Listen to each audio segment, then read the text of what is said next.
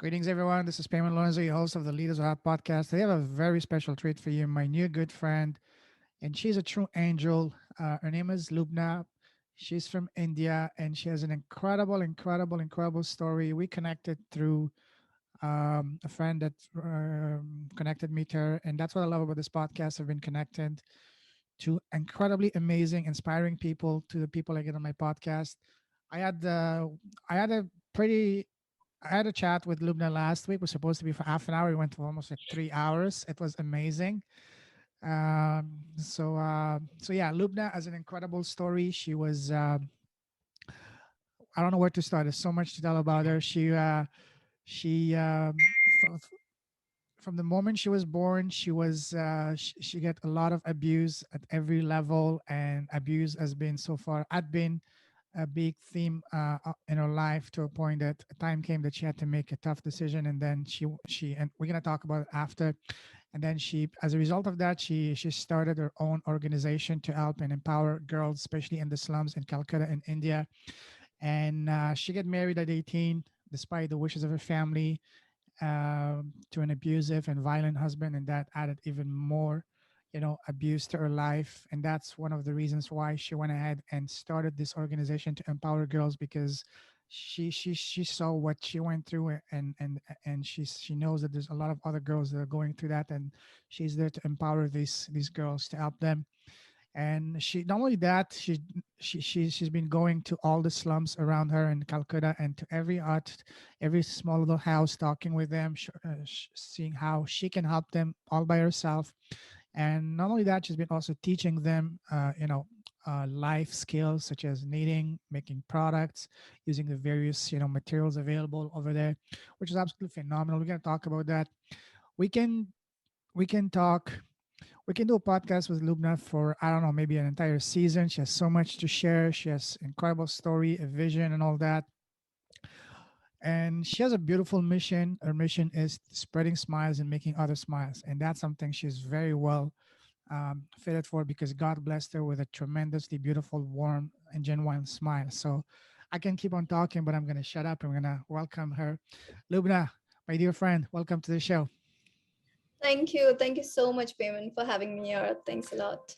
Pleasure's all mine. I'm very happy to have you. So before we start, for people who don't know you, tell us, who's Lubna?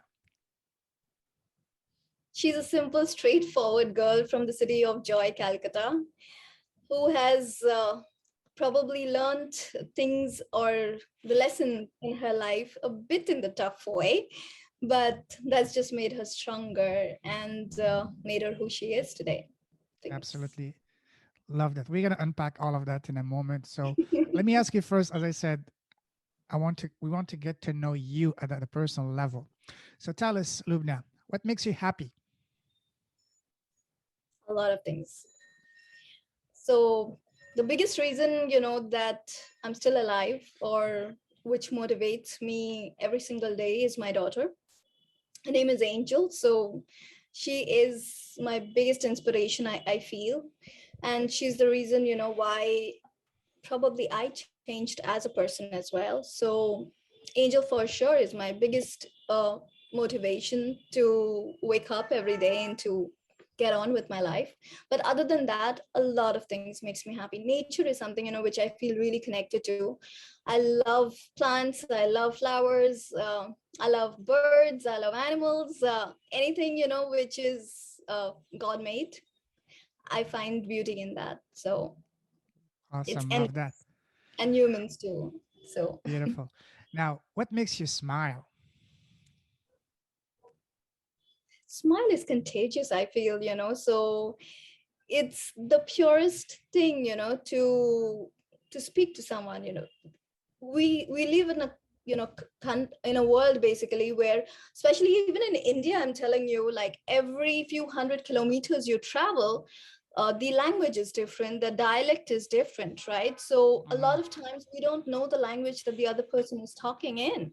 But I feel, our smile is the easiest thing that can be passed on, and you don't need any language, to understand that. So there is no barriers, and it's contagious for sure. So Absolutely. The smile is a universal language. I had I read somewhere not long ago that a famous doctor said, if every doctor in the world were to prescribe just 1 hour of mandatory smiling per day for every person in this world, within 30 days, 90 to 95% of all the ailments, all the diseases will be gone. Why? Because majority of diseases are caused by what? By stress. Stress is what? Is a lack of smiling. So if we were to smile just 1 hour, you don't have to do 1 hour straight, 30 minutes in the morning, 30 minutes at night, even watch some cartoons, some comedy, whatever makes you happy, makes you laugh, and just watch, because when you're smiling, you cannot be sad, you cannot be pissed off. When you're smiling, you become happy, and when you're happy, you become grateful. And when you become grateful, you attract positive vibes around you. So again, the power of smiling is phenomenal. It's the most powerful, medicine, but also it's the most powerful business card. It opens doors, it opens hearts, it opens everything. Just a smile, a beautiful smile. So wonderful. Now, tell me, Lubna, what makes you come alive? What lights you up? Oh, what lights me up? Okay, so this is a tough one. I feel from my own personal experience, Hmm. what lights me up is the idea of making this world a better place, because Hmm. I personally feel, each one of us are born or sent into this world with a reason, with a purpose, right? Totally. And somehow we are all responsible, in our own ways to save this earth, to make it a better place, at least for the next generations. What has been happening in the last some 100 years or 200 years is things that, we're actually abusing mother nature. And that's the reason why a lot of natural calamities are happening. There is so much of negative energies that are come in, right? So Yes. that's where I feel we need to look at, right? And we need to just take on the responsibility to do little things that can change to make this world a better place. What kind of little things? Give us an example that you're doing yourself. I am doing something which I feel, is a part of my life's purpose, right? And Hmm. that is to go ahead and help other women, because what I personally feel is, whatever I went through in my personal life was a fact to show me that I'm meant to go ahead and help other women and not go Hmm. through similar stuff. And but talking in general, right? Little things that anyone and everyone can go ahead and do are being mindful about maybe Hmm. saving energy, saving water, right? Um, Consciously not using single use plastic, right? Being aware of um, keeping things clean, especially your environment in and around. Like if you're at the beach, if you see a lot of plastics around, just pick it up. There's no harm in doing these small little basic things, right? Teaching Sure. our children how to respect elders, right? How to Oh, spread yes. love, how to spread smile. And the fact that end of the day, no matter, which religion, which caste, which nationality we belong to, what is the, color of our skin, how do we speak, none of that actually matters. What matters to me is the fact that we are all humans, right? Absolutely. And end of the day, we should all be there for each other. I absolutely love that beautiful message. Now, tell us what makes you sad and angry. um I just feel helpless at times, to be honest. That is when I see that, you know in this world, like a lot of people uh, do not even think another human being, who might not have the same status or the same amount of money, they don't even consider them as humans, right? So that's something, which breaks my heart, because I just don't understand that, just because they are not of the same level, that doesn't mean, and that happens quite a lot in my country that I get to see, right? So I'm just Hmm. bringing this up. And also the fact, right, that people discriminate on the basis of say, color, creed, religion, discrimination as a whole is something which makes me sad. I Abuse is agree. something, which makes me sad, because, you know, what if the same thing happened to you? How would you feel? I just wonder, if people were to just think about these things, just stop for a moment and kind of put themselves Mm-hmm. in that other person's shoes, and just think, how would that person, how would I feel if I were to be in that person's place, right? Mm-hmm. I think things would Yeah, just change so much. absolutely. Wow, I couldn't agree more with you. That's for sure. Now tell us, what scares you? The fear of losing loved ones. Mm, yes. Mm-hmm. I think that's my biggest scare. That's a big one. Yes. What else? Well, well, I fear, other things, like in terms of if we are not conscious, and if Mm-hmm. we continue to be the way we are, right? And we can already see the challenges that are already coming into this world, right? There are a lot of Mm-hmm. places where there's already shortage of water. There are Oh places, yes. where people are falling sick. We're already in a pandemic situation. Okay, so there is so much that I think Mother Nature is already telling us, the Almighty is sending signals, right? So I just fear the fact that if we still don't wake up, it might just be too late. And especially Very for our true. next generation, for our Very next true. generation, for our kids. Very true. Very true. And just like you said, if we don't start taking our acts together, we might not have long left on this planet because there's so much that we can keep on abusing this planet and polluting and all that. Absolutely. Absolutely. So tell us, what is your personal superpower?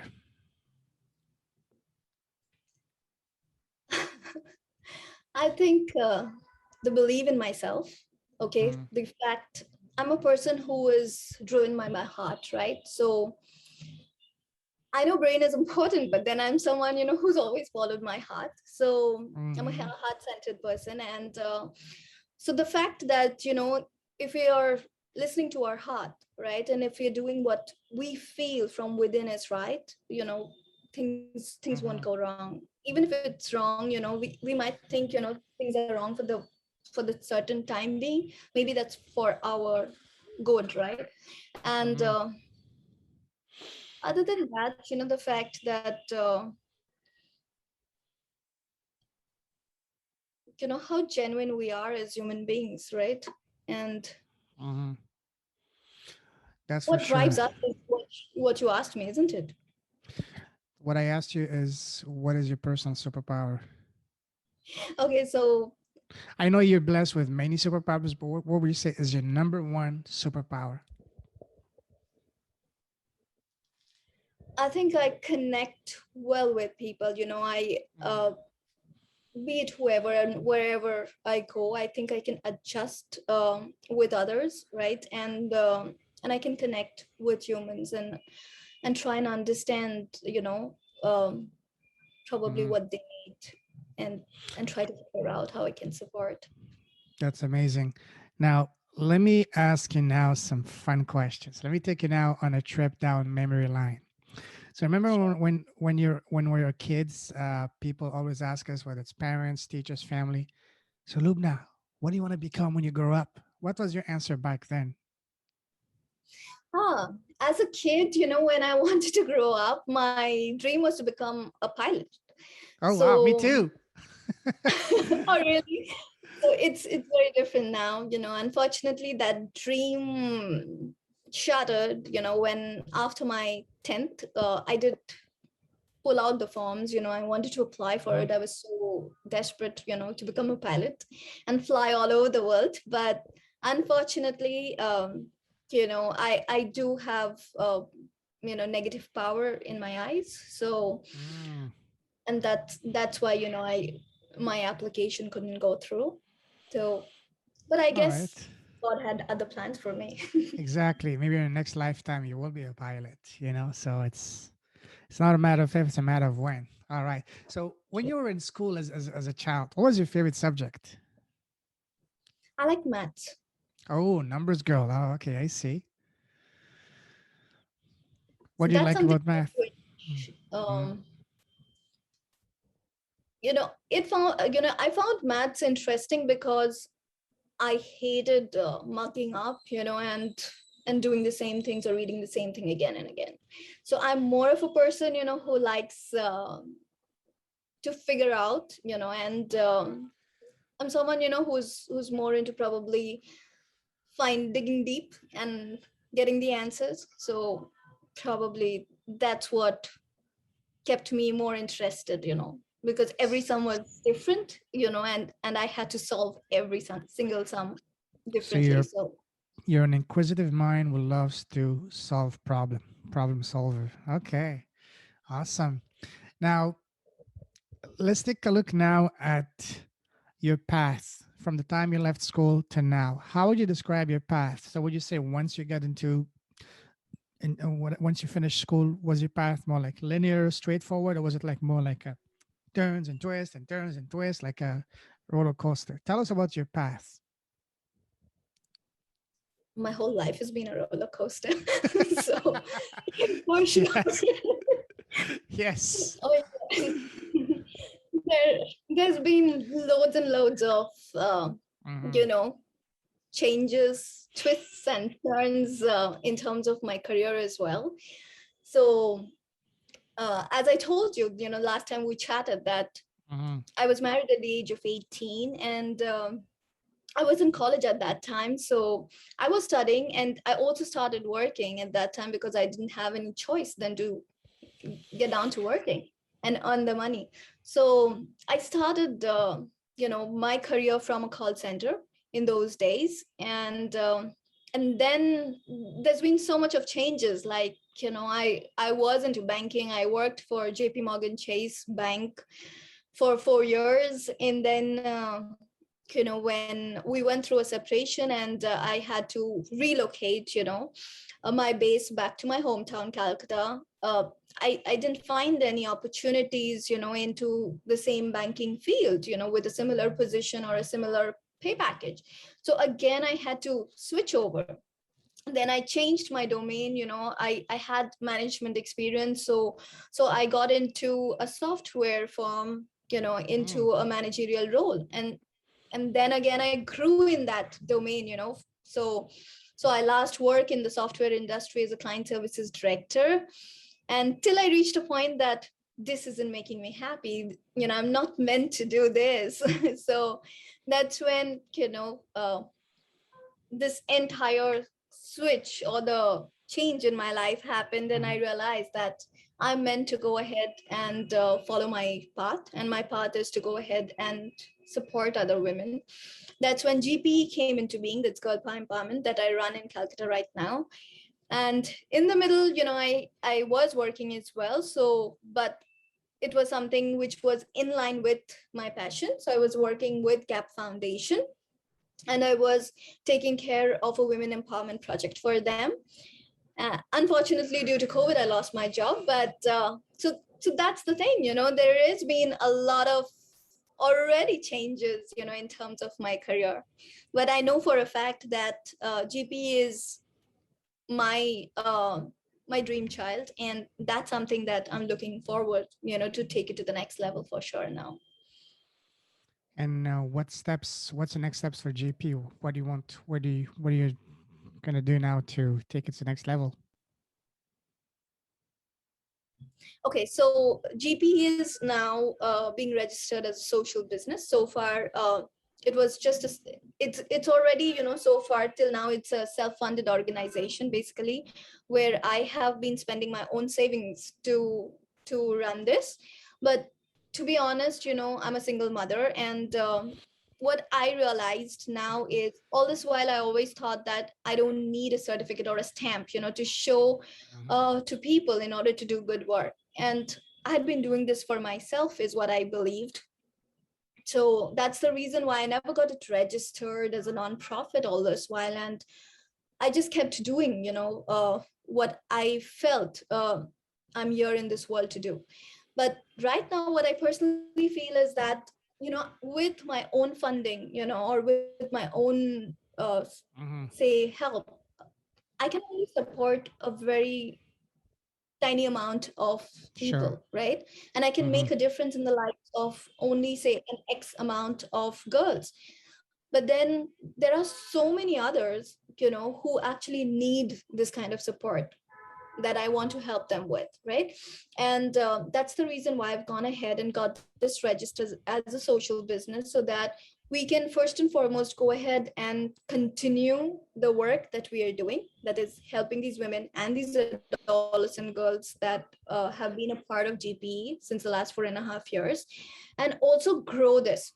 I definitely, want GP to remain there even when I am not there, right? So that's the reason why, we're forming a board of directors, so that, the organization can continue to run with me or minus me. And basically the work or the mission, it continues, so that's one thing for sure. And so right now with GP, what we're doing is, basically for the women, we have been doing a lot of one-on-one counseling work, and also we have been helping them, with workshops, organizing workshops for them, which helps them to kind of become financially stable. Okay, so we teach them how to make basically handmade products out of waste materials. But Love we that. have been struggling to kind of find the right market for them, because, since it's just my own investments going into it, right? My Mm-hmm. own funding. So I have been able to kind of put through the cost for arranging the workshops, for the raw materials that is needed, but then to continue and handhold these women, and continue to kind of give them the raw materials, or to support them with marketing places, Mm-hmm. that's something which has been challenging for me all this while. And Mm-hmm. so I thought, as a social business, it will help us first and foremost to create projects, and get funding to support these causes. And also at the same time, I can organize expos for these women going forward, right? And give them an opportunity to go ahead and sell their own products, and also, it will boost their self-confidence as well, plus give them financial independence. And Absolutely. other than that, I just thought of probably creating an e-commerce for them, where we can probably go ahead and get these products sold to a bigger market. So Absolutely. these are And some of the ideas. yeah, no, these are beautiful. We're gonna unpack those in a moment. But first, I want to ask you about something else before going that further. Let's go back to the root of it, to the genesis of all of that. You mentioned that abuse has been a very big part of your life. Tell us a little bit about that so that we can understand how this idea of GP, which is girl power, was born. So take us back to the very beginning. Tell us a little bit about the abuse that you went through that pushed you, hey, enough of that. And then not only to change your life, to take control of your life, but also to that you realize, hey, I'm not the only one. There's other girls like me who are suffering the same unfortunate fate, and for me to help them. So take us back, tell us about the abuse and the genesis of this whole beautiful movement that you're starting now, that you've been working on for the past 4.5 years. So Sure. Yeah. So I have to go back probably to the moment, when I came into this world, because I was a victim of abuse right from that moment, right? mhm, Because I came into a family where, in India, still there is a lot of places where a girl child is not welcomed into this world, right? Or into their family, because they feel mhm, that it's a burden. So likewise, even though, I belong to a decently affluent family, my even my grandparents were pretty educated, but still there was this impact of socialization, the deep rooted socialization. I would say that which did make them behave the way they behaved. That is, Mhm. when I came into this world, right? Everyone in my family, they are lighter in complexion, and I've come out this dusky complexion. So people couldn't accept the fact that first and foremost, a girl is born into the family, and secondly, a dark girl, right?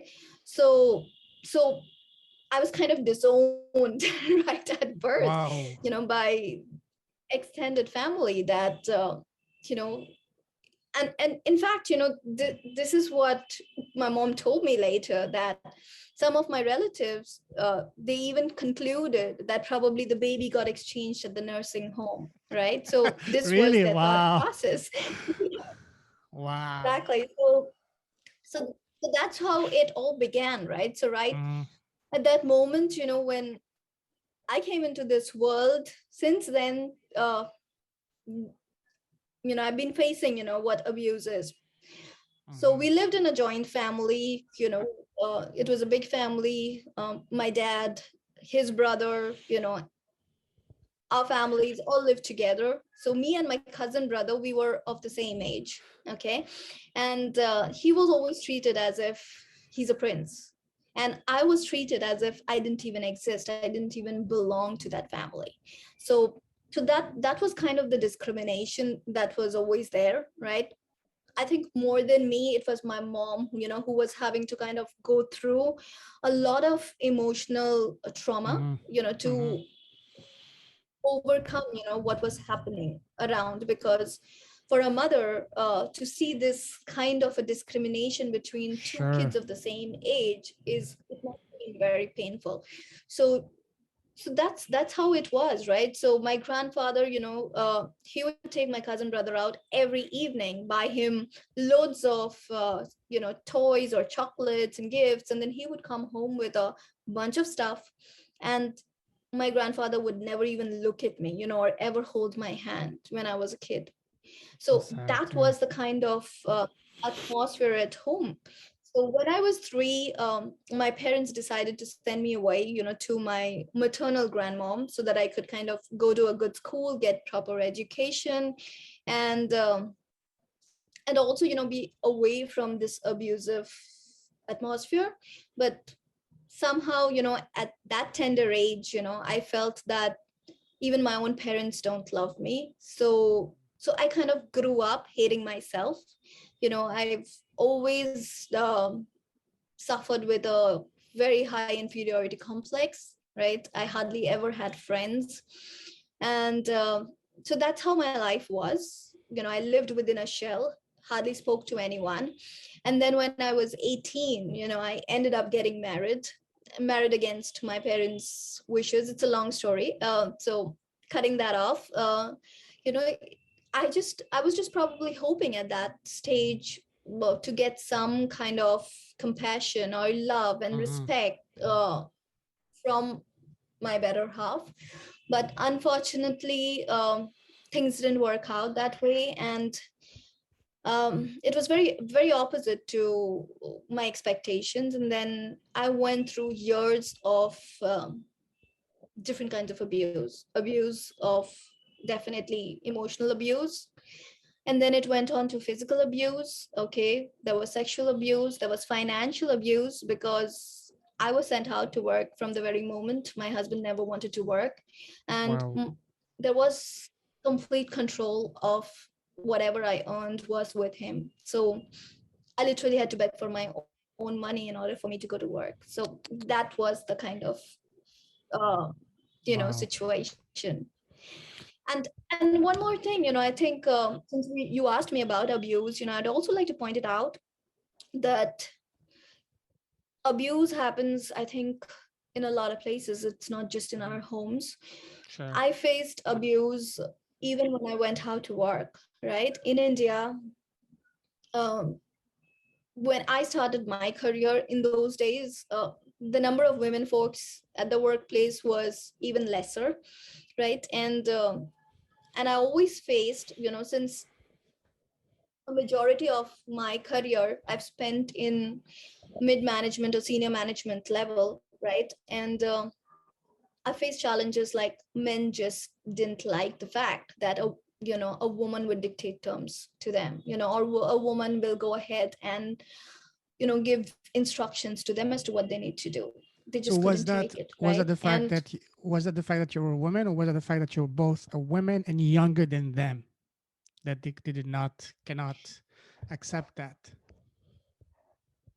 I think it was not always whether you're younger or not. Yes, Hmm. definitely, it does impact, it does play a role, because but a lot of times, majority of the times, it was the fact that the gender bias Mm, comes into the picture. Okay. And also, the biggest challenges for me in terms of my career was the fact that when I went out to work, either my reporting people was the owners or the CEO levels, right?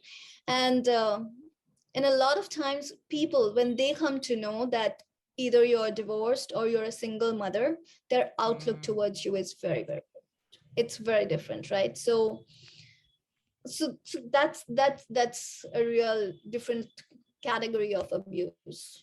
Sure.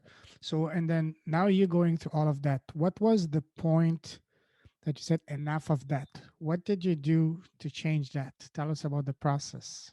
So again, there's a saying that it's a perfect segue. There's a saying that says, change your story, change your life. And by story, I mean the story that we keep on telling ourselves inside the dialogue that we have daily within ourselves. So when you look at to change your story, to change your life, literally, even to save your life, so what did you do? Did you do it Mhm. to the help of friends, families, mentors, books, videos? So tell us the process. How did you do it to change your story within yourself so that you can go ahead and change your life outside? Okay, so I think there was a few instances, that kind of triggered me to change things, or change the way things were in my life. So one of the biggest, I think, triggers were the fact that after I became a mother, right, and my daughter came into being, and I saw the same abusive atmosphere at home Mm, affecting her. that's mm, when that's when I think it all started, right? Till then, I was just going on accepting everything the way it is. Being an Indian, I was always told that a girl's life is like this, you're supposed to sacrifice, you're supposed to bear up. So I was doing the same, right? I was just going on bearing up everything within me. But I think when she came into being, and when I saw mm, things kind of having a negative impact on her, that's when the mother in me couldn't keep quiet anymore, right? That's when mm, I think I started kind of raising my voice, objecting towards what is wrong, and stepping up. And then when she was 2 years old, this is where the biggest, I think, decision was made in my personal life. That is, when she was 2, I came to know that she was suffering with a heart issue. Okay, that is, there is a pulmonary duct, so in our heart, and for her that had opened up. And uh, and in those days, I was told that the only option for me to save her was to do a device closure for her. And uh, and it was an expensive affair. It was very, very expensive. sure. And that was the only thing. I went to several pediatric cardiologists in my city, and all of them told me the same thing, that we have to do a device closure for her. And kind of, we had to import the device in those days from US, and Mm, it actually costed a lot of money. sure. I did not have any money on me, because my money used to be in my husband's custody, kind of, and Mm, he used to blow yeah. it up. So when I heard this, right, at that time, I definitely wanted to save every bit that I could. So I Mm, asked for my debit cards and all my money back. And that's when I was made out to be a devil and a witch, and I was told that, you know, the child doesn't need an operation, and that, you know, he said that he's praying and the child will be absolutely fine. And he said, you know, that I'm the worst mother on earth, that I want to put my own child through an operation. So at that time, you know, I know prayers are important, but what I felt is, you know, if prayers could heal everything, there wouldn't be doctors, right? And all the doctors have Sure. told me this is the only way I can save my child. Mm-hmm. You know, no mother on earth would ever want to see their own child through an operation, right? Mm-hmm. Neither did I want to see that. But that was the only thing I had, right, to save my daughter. And I just wanted to try everything, give everything that I have to save her. So when I decided and I stood by my decision, you know, I was thrown out of the house with my daughter. So Oh wow. I think that was the biggest, you know, what do you call it? A turning Trigger. point, my Okay. trigger or the turning point in my Mm-hmm. life, because today I thank God for that day. Honestly, you know, I just feel, you know, thank God that day happened, because otherwise, you never know, I might be still in an abusive relationship, right? I might still not have found, you know, what my life's purpose is. So whatever happens happens for the good, for sure. Sometimes, you know, it's tough, it's painful, but at the end, you know, later we realize probably it was for our good. So same way. And I thank God Yeah. for my parents, because they were the ones, you know, who took us back home. And they've been a great support ever since. You know, they, without them, I don't know how things would have been. Mm-hmm. So I think these were the main things, you know, which triggered me. And then in terms of work, as I told you, right, that there was a lot of these kind of challenges coming in front of me, whereby, you know, people would just ask me, say for example, this was the biggest you know, thing which actually made me thinking. There Mm-hmm. was one day my boss tells me that you have to stay back at work after office, and then we both are going to go out for dinner. And then this place he tells me about, you know, going for dinner is a beer bar, okay? And then he tells me, you know, you need to stay back and we need to go and discuss some business. So I was like, excuse me, you know, if you want to talk about work, why can't we just do that? You know, we have enough training rooms or conference rooms in office, can we not talk here? So he was like, no, you need to stay back, right? And we're going after work. When I objected and I didn't stay back, the next day he comes to office and he tells me that, look, since I called you to a meeting and, you know, you declined coming, so this is what we have decided, right? And then, you know, he was like giving me XYZ instructions. I couldn't buy those myself. Mm-hmm. How do you expect me to go ahead and convey that message to the entire team, right? So Yeah. it was crazy for me, to be honest. Wow. Wow, what a roller coaster indeed. So and that's a perfect segue now. And then I from think we're that, facing some location. Are you there? wow, that's quite a roller coaster. I can see now how your entire life has been shaped by that. But as I told you, and I'm sure I'm completely convinced, that everything that happens for a reason, especially the part that are very at the time very painful and hurt us. Those are the biggest lessons and even wake up call. Just like you said, if you hadn't gone through all these abuses, you wouldn't be here where you are now, especially seeing what you went through happening again to your daughter. That's when you said enough. That's when you said enough. And then seeing your boss asking you to go to a bar for a so-called meeting. At the time you were about to say that because you refused his so-called invitation to go to a bar. I guess he just fired you after that, or at some fined you or whatever. And then at the time, yes, it hurt, but it was a now that you said it's a blessing in disguise, because that was the launching pad to the next chapter of your life, to where you are now. And that's a perfect segue, because that's where the entire you said girl power organization and movement started.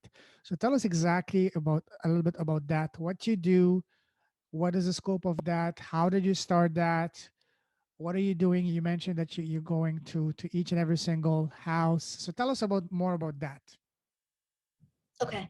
Yeah. So just to correct you a bit, that yes, when my boss told me that, he didn't ask me to leave. It's just Mhm, that, he was trying his tricks to get me to do what he wanted to do, basically, Mm-hmm. right? So he was just trying to make my life a bit tough so that, I could give in to him, basically. Mm-hmm. That's how it works. And but I was kind of, I'm not someone, who's going to give in. and That's good. Yeah. and that was the time, when I kind of, was I was frustrated, to be honest. I was thinking to myself, why are these challenges coming in my life? What have I done so wrong that, all these things keep happening to me? Mm-hmm. And that's when kind of, it was my whole life, right? All these major challenges that I have gone through, or the hurdles, came in front of me. And I kind of realized there was more like something telling me that, look, you had to go through all this yourself so that you can realize and probably empathize with other women, as to what they might be going through. And also there was like, it was more like an intuition that I got. Something told me that you had to go through all this so that you can go ahead and now help other women not to go through totally, what you have gone through, right? and totally. uh, and support other women. So it was more like a calling. It was something, which doesn't happen normally. It was more of an intuitive decision, that I took.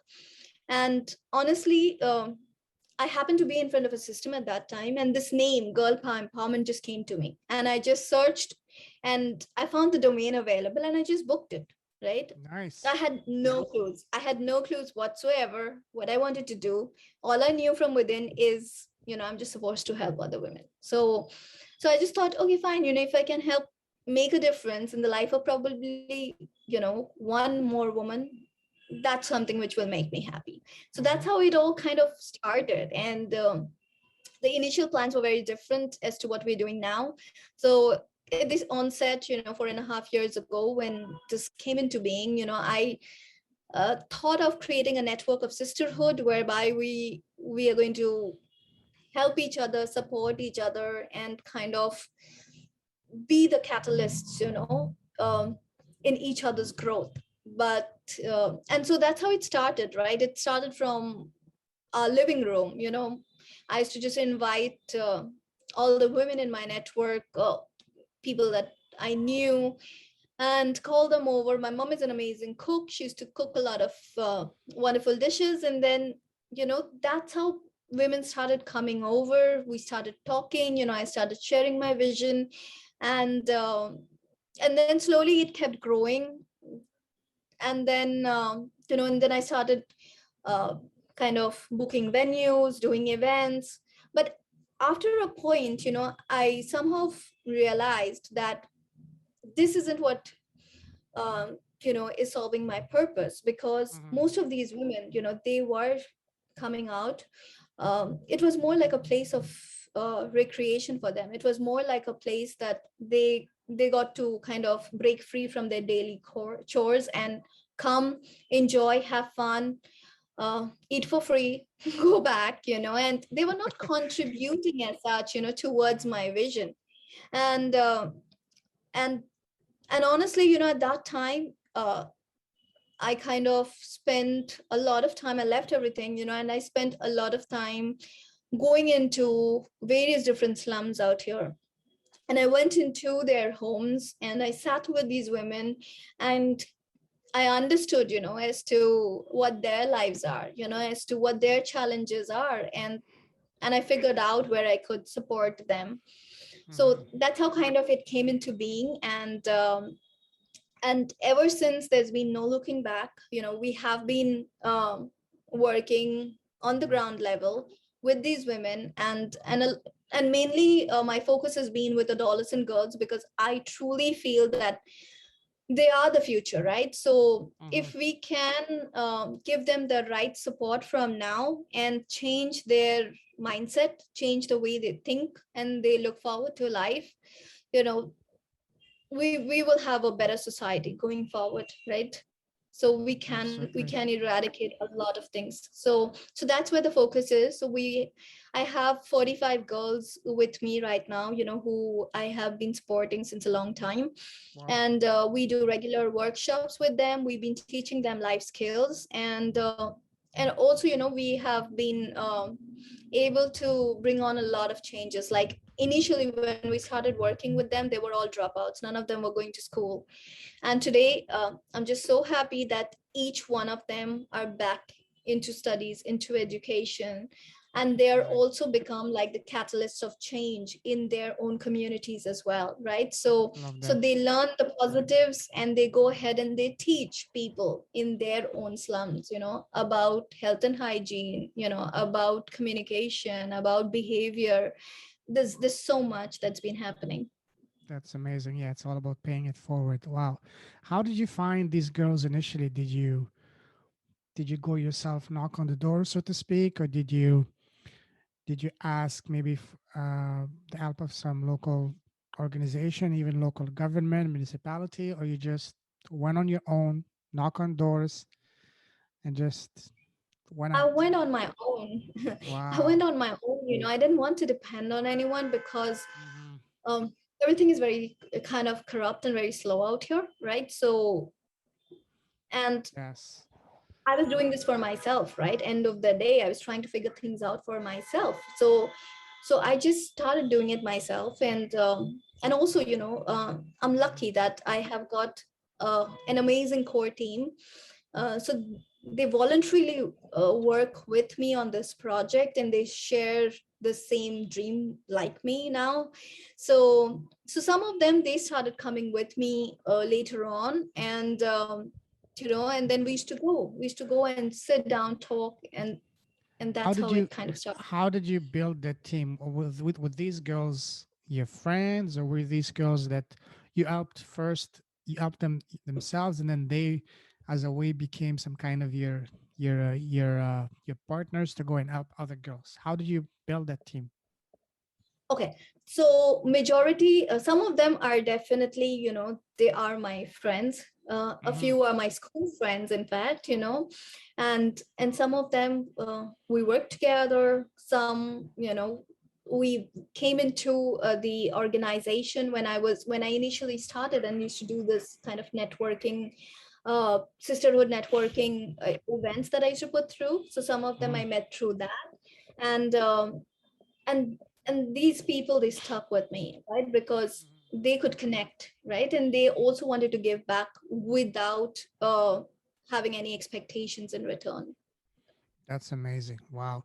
And now you help them in terms, you said helping them with hygiene, with education. And also another thing that really caught my attention, because I'm an e-commerce guy and I want to build businesses with impact, not just making money, but helping. You said you're teaching them how to make products. Tell us about that, because that's something that's going to be very interesting for me and other people that I know that I already connected you with. So tell us more about that, because I see tremendous potential in that, not only to teach them that invaluable life skills, but also in a way for not only for them to make something that's going to allow your organization to be self-sustainable, but also for them to get the confidence so they can go out, and if they want, whether they would have the option either going and work for other e-commerce companies themselves, or even maybe why not launch on product. So tell us more about that. Sure. So what we have been focusing on is kind of teaching them how to make handmade products out of waste Mm-hmm. material. One of the most common waste that comes out of every household is newspapers, right? Mm-hmm. So we've been trying to collect these newspapers and then teaching these women how to make paper bags from these newspapers Oh so wow. that they can be used as an alternative to single-use plastic. Mm-hmm. So that's one of the things. Other than that, we've been teaching them how to make candles, Mm-hmm. diyas, which are used in India during Diwali, so diyas, candles. Then we've also been able to teach them how to do a bit of stitching work, and Mm. And with the help of another third party organization, which helped us to with a bit of funding, to give a few sewing machines. So we were able to gift a few sewing machines to a few of these women who from their own homes can sew products, which are very easy to make. These are like products made out of either cloth or jute or canvas. So they're like things like tote bags, Hmm. cushion covers, tablecloths, table runners, these kind of easy stuff. Amazing. Do you have any pictures of those products or even some of them with you that you can show us? Right now, If right now we don't have, that's fine. But send me the pictures. I will definitely put them on my page and all that. But yeah, no, that's incredibly sure. amazing. So how do these women react to being taught the skills? How do they react to that?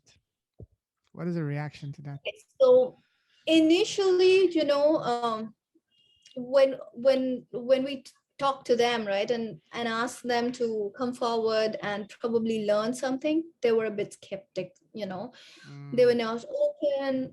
They hesitated. Oh, their husbands will not allow, or their fathers will not allow, or whatever reasons, right? But then we literally had to convince them, make them understand, as to how this can help them. So there was a lot of counseling that needed to be done over there. And also a lot of times I had to convince, say, the woman's husband or the in-laws, right? And get their permission on their behalf to be allowed to come for the workshop. And um, and then when they came, and then they were a part of it, they simply loved it, because they understood, as to how easy it is to kind of create something, and also how this can actually change their whole life. Because first and foremost, if they become financially independent, they don't have to depend all the time, say, on their husbands, or on someone else, right, or on their sons, or whatever, their mhm. fathers. Yeah, yeah. So that was one good thing. And also, it definitely does, we try to do a lot of positive talks as well in our sessions. So that helps them, that definitely helps them. Absolutely. I love that. And not only I do want to the next time you go there, please take some pictures, send them to me. I will. I will help you promote it. But I don't know if you remember last time when we spoke, I told you you need to start, documenting the process, start your podcast, a YouTube channel. You don't need a team. You just need you only have a phone with a camera. Maybe get one of these if you want for very inexpensively, and just go on YouTube, go on Facebook, start a Facebook group, just go live and just show the people, show the work you're doing. Tell them, introduce this woman. Tell them, hey, my name is so and so. I've been here for like whatever. Just tell them about them because people love seeing that. You have an incredible story. Do that. Sure, it's going to be something that's going to require some commitment, some time, but it's not going to require a lot of your time. Maybe 5-10 minutes a day. Do short videos, just maybe even short Facebook lives, 5-10 minutes each day you can showcase just one of these ladies. You said you have 40 women, so right there you have enough material for say for almost a month and a half. Tell them to speak about themselves for a minute, show them what they're doing, tell them to share the story of what they were doing before, how they met with you and how their life has changed as a result of that.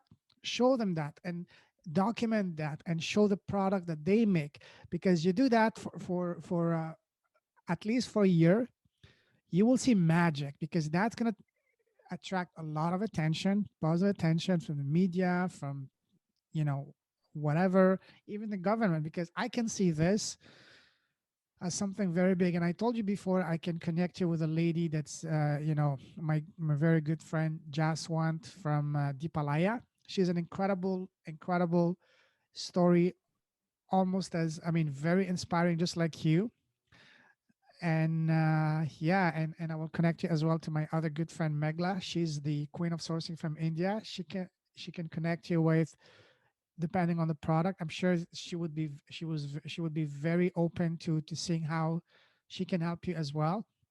And even Sure. myself, I'm an e-commerce guy. As soon as I can, I do want to come to India to meet the wonderful people I've known so far. Jaswant, you, and seeing the wonderful work you're doing. And if there's a way that I can, for example, help you promote these products, sell them, I'm not doing that for profit. I don't want any profit. I want all the profit to go directly to your organization to help these women, and so that together we can do some good, because the world always needs, not only unique product, but people that are doing good. And if we can change lives, inspire others, because this life is all about inspiring, about changing life, about helping. I help you, you help. I don't want anything from you. All I want is for you to help someone else, and you do the same, paying it forward. That's a way to do it. So I think you're I mean, I'm just blown away because you're doing God's work. You're an angel. You're here for a reason. You said you went through a lot of abuse, but that abuse that you went through, just like you said, is for you to understand the pain of all these other women. It was like, if you want, so to speak, life is a school.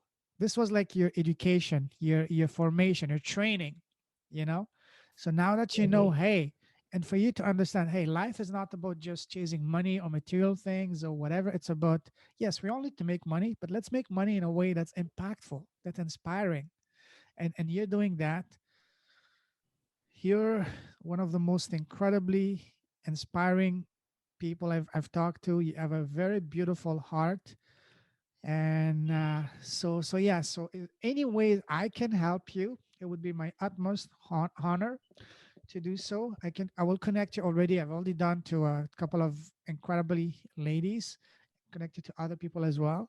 And I can't wait till I can be in India, in Calcutta, see you in person, go with you to these workshops, and see how we can help have a bigger impact. Because just like you said, you're one person, and one person, 1 plus 1 in math, you're a math girl, is two. But in real life, 1 plus 1 is not two, it's 11. Because when we put our vision together, everything explodes exponentially. And when three people come together, it's not 1 plus 1 plus 1, it's not three, but 111. I can hear you. I said yes, 111. Okay. Absolutely. So I love what you're doing. That's amazing. You're doing God's work on this planet. You are here for a reason. All of us come here for a reason, a mission. Your mission is to help these women. Wow, that's amazing. That's what I love about this podcast, is connecting with, not only connecting with these people, having beautiful conversation, but also to inspire. I'm getting inspired myself. I'm getting goosebumps. I don't know if you can see it. I'm getting goosebumps here. That's amazing. Wow. So Thank you. no, Thanks no, for no. having me here. Thank you for being who you are, for doing what you are. I thank God for bringing Thank a God, person, actually. with such a beautiful heart and soul in the world to do the work you're doing. So thank you for that.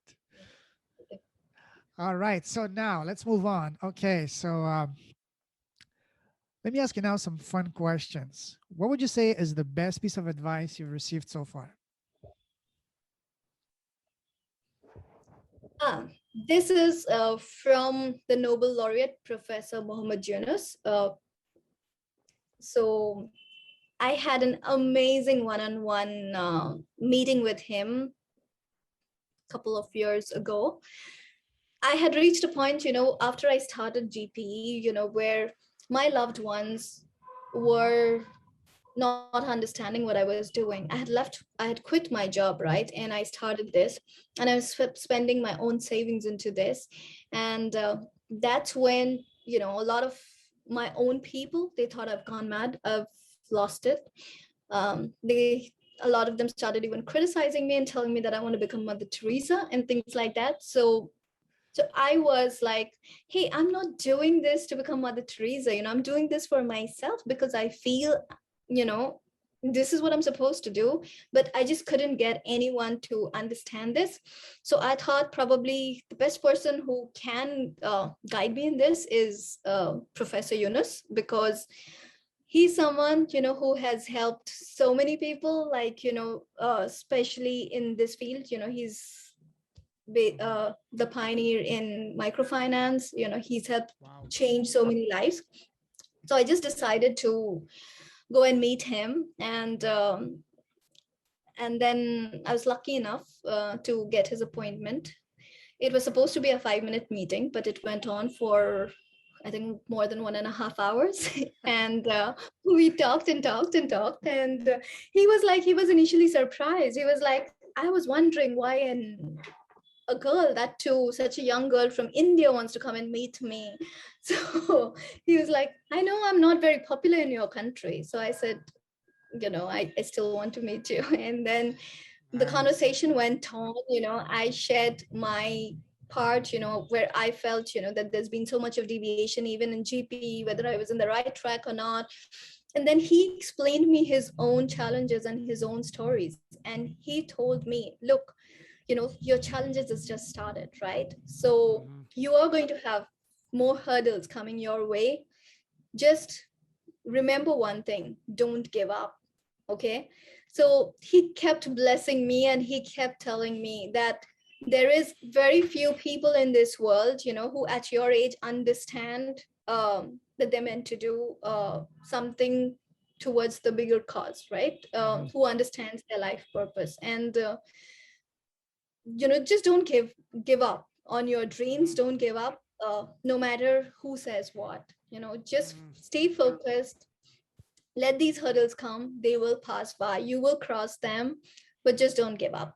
And also, there was one more piece of advice which he gave me. That is, um, he told me that you also need to see yourself before you see others. So that's one Mm-hmm. thing, which I know he advised me 2 years ago, but I think I'm still struggling on that part to implement that. That's an amazing, wow. I love that. What a beautiful story. Eventually you need to, as I said, not only get a podcast, but eventually you would definitely need to write a book and even, and I'm not joking, you have such a beautiful story, so many incredible stories and anecdotes to share. Yeah, definitely. All right. So now, what would you say was the worst piece of advice you received so far? Okay. So the worst piece of advice to me, it's personal. So it's someone, this is some years back again. Okay. Mm-hmm. This was way many years after I got divorced. And my husband, he went ahead, he got married, he has a kid from someone else as well again. And after all this, okay, someone really, really close to me told me that you should go back to your husband, right? and and Wow. and I think, this is crazy. Mm, Because this is how it is in Indian culture, right? That they can't think beyond your husband, right? For a girl, there can't be anything beyond their husband, and sacrificing everything for him. So that was very hurtful for me, struggles that I went through, and I Mm-hmm. crossed all the hurdles, in spite of the fact, knowing that, that he's already married, he's moved on, he has a kid, and still you want me to go back to that man, was really hurtful Yeah, for me. So I know. Wow. That for sure. Yeah. Wow.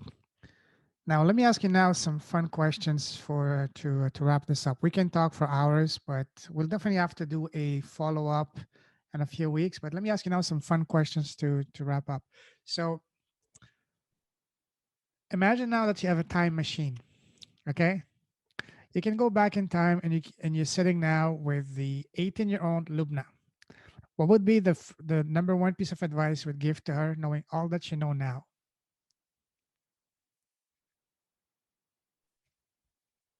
enjoy the ride. It's going to Ooh, be topsy turvy. buckle up, But baby, buckle up. Okay, wow. Okay. I wouldn't want to change anything. It's I think, I had to go through that. It's all meant to be the way it is meant to be, for us to realize what we have to realize eventually. So there's nothing I regret in my life ever. So Absolutely. nothing at all.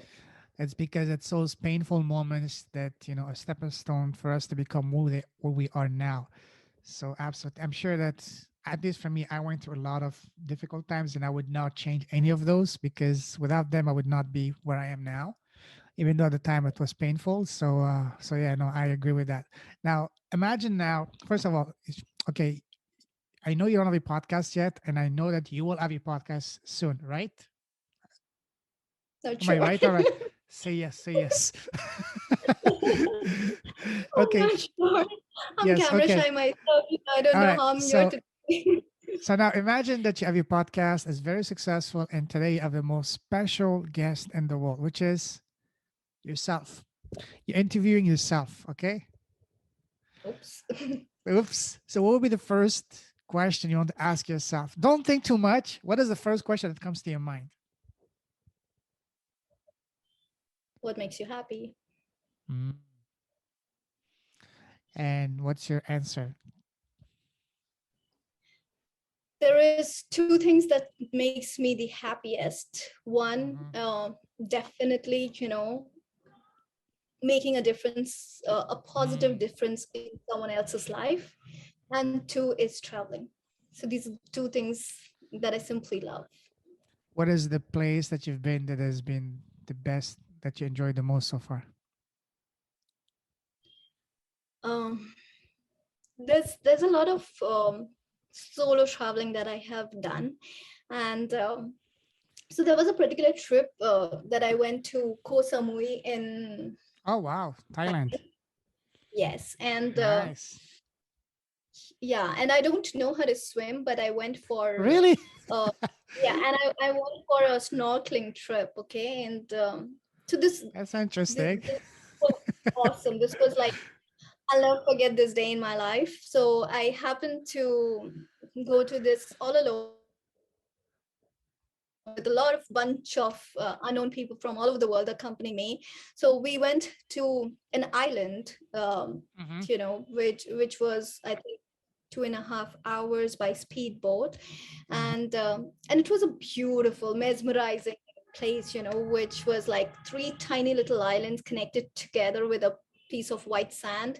There was one mountain where you could go trekking, you can go snorkeling around, and it was awesome. And then we spent the day there.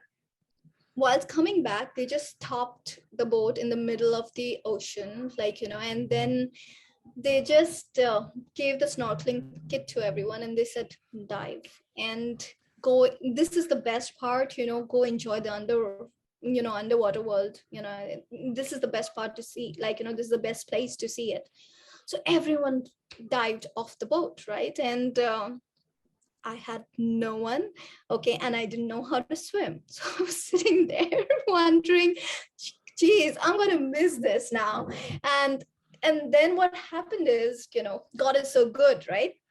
The life, like basically the guide, who was there, he came to me and then he asked me, why aren't you jumping? So I said, I don't know how to swim, and I don't even have anyone who can save me if I were to drown. So he told me, he gave me a life jacket. He said, wear it. So I wore it. And then he took out another life jacket and he opened it flat. All right. And he told me that wear your snorkeling glasses and just hold the life jacket with both your hands from one end, and you're going to just look down. And and then he started swimming, okay, holding me by holding the other end of the life jacket, and I just kept looking down. And believe me, for more than 1 hour, he kept taking me to, I really don't Oh know, some wow. of the most beautiful places, and it was a different world, and it's much much more beautiful than the world outside. I was That's completely in a amazing. state of bliss for more than an hour. That's amazing. Oh yeah. Wow, what a story. What a story. Incredible. Now, speaking of traveling, what's the first place you want to go once things reopen?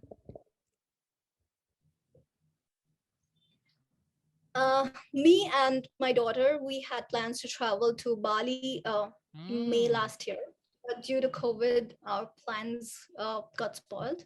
So definitely, I want to keep that promise and take her to Bali.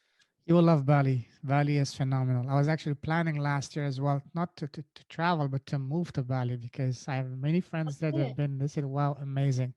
You will love it. You will love it. Absolutely. That's incredible. All right. So Tell me, let me ask you now one more question that I love asking to everyone on my podcast. One of my favorite questions is, what is the smallest thing you've done that has had the biggest impact in your life? For me, I will give you an example. For me, the one thing that I've done that has had the biggest impact so far positively has been starting this podcast, because it's allowed me to connect with incredible human being that are doing incredibly inspiring things. Like for you, Lubna, what would you say is the one thing you've done that has had the biggest positive impact in your life so far? I run an event every year. Okay, we do a lot of awareness events, but there is one particular event that I do every year in Calcutta. It's at the Kolkata International Book Fair, which is one of the biggest book fairs in the world, right? So every year I have been, you know, hiring the auditorium and doing an event. So this particular event, I think, has the biggest impact because it attracts a huge amount of audience. And I think through, and in these events, what we choose is the medium of spreading awareness is through various different forms, right? So like Mhm. the last event we did, we did an amazing musical performance, right? Where there was a poetry session along with a singer singing. So it was all based on women empowerment. It was all based on spreading strong messages, to women, to basically, you know kind of say, break the gender gap and have a more equal world.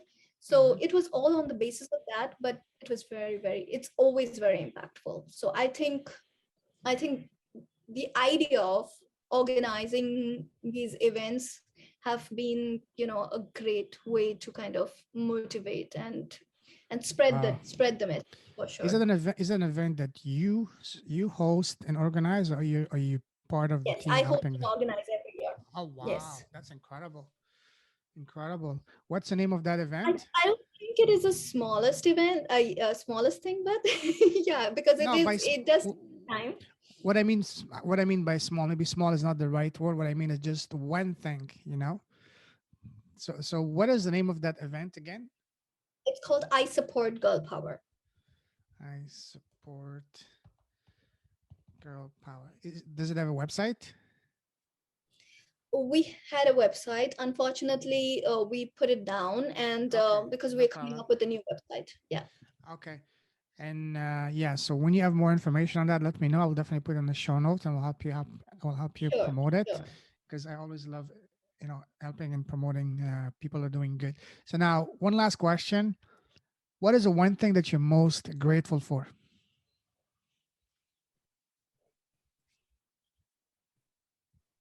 I think my daughter, Mm. because she's been the catalyst for, you know, the change that has come into my life. So definitely it's her. So, are you training your daughter to be as impactful as you? Is she helping you with things that you're doing? Well, she does help me. Like during this event, it's a big Mm. event, so she's always there. She helps me whenever we're doing drives. We do a lot of food drives as well out here. Mm. So very often, we do a food drive where either we distribute cooked food, but now during COVID we've been doing ration distribution. It's like basically we put together a kit of dry food items like rice, pulses, play-doh, onion, cooking oil, sugar, things which are necessary, Mm-hmm. and for people to kind of survive. We've been putting like 100 kits every month and then sending it across and going and giving it to these slums. So she helps me a lot with that, with right from packing to going and ahead and distributing. She does help. That's amazing. You're a true angel. I don't know. Wow. You're one of the most inspiring people I've met so far. Incredible. Wow. I don't know what to say. That's amazing. Anyways, Lubna, Another we can human. talk. We can talk for. Sorry, what? I said I'm just another human being. I'm no angel. I'm Angel's mom, though. My Yeah. daughter's name is Angel, as I said. Yeah. Do you have any parting tips for people watching right now that are going to be watching this? Any words of wisdom? Any parting tips? Yes, I think there is one thing that I would really like to share. That is, you know, if everyone would just probably take out a couple of minutes one day, unwind from everything that they're doing, right, and kind of think about all the major challenges that they have gone through in their own lives, Mm-hmm. or some of the hurdles that they had to go through. You never know, they might be able to figure out as to what their life's purpose is, just the way I did. Absolutely. It Absolutely. just could be. That's a powerful one. Now, if someone wants to connect with you, what's the best way to do so to reach you? um I am on LinkedIn, so they could reach out to me on LinkedIn. They can just search with my full name, Lubna Maelzer, and they will be able to find me. I'm on Instagram as well, with the same name. Mm-hmm. I'm on Facebook too, but I'm not very frequent on Facebook. So I'm not much of a social media person, but then yes, I'm there. I do have an account there too. Okay. Awesome. Fantastic. I Other will than put all of. that, they can reach me by email for sure. What's your email? It's lubnamelzer@gmail.com. Okay. Do you have a website? No, not at the moment. I did have one, but as I said, Okay. we're just gonna come up with a new version. No worries. Okay, when you do get it, let me know and I will put it on the show note. Okay, listen, Lubna, absolutely phenomenal talking to you. I feel honored, blessed to be connecting with you. Incredible, human being. Love what you're doing. Love your mission. I salute you. You're a true leader with a heart. Stay safe, stay awesome. Keep shining your light. Keep spreading your smiles, and make others smiles. And yeah, we'll definitely keep in touch. And have a wonderful, wonderful day, an amazing week. And yeah, have a great one. Take care. God bless, my friend. Thank you, Payman. Thank you so much for everything. It's really great, having to have met you. I thank John for connecting us, Absolutely. and I'm sure this is going to be a long relationship going forward. You take care and Hopefully. best You wishes to too. you always. Thank Thank you very you. much. Take care. Bye bye.